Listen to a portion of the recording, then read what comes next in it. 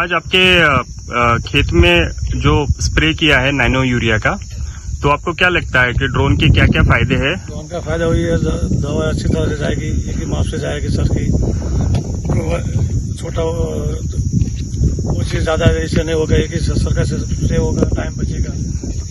तो पहले क्या क्या समस्या आती थी आपको छिड़काव करते वक्त? लेबर का प्रश्न ज्यादा था, एक ही जैसा दवा एक जैसे नहीं जाएगी, कोई जगह रह जाएगी, एक जैसा माल जाएगा नहीं। तो आपको क्या लगता है अभी आप बाकी के किसानों को क्या कहना चाहोगे? उसका जो अभी जो नई टेक्नोलॉजी है उसका यूज करना चाहिए, समय बचेगा, टाइम बचेगा, फायदा ज्यादा मिलेगा, रिजल्ट अच्छा मिलेगा। Thank you sir.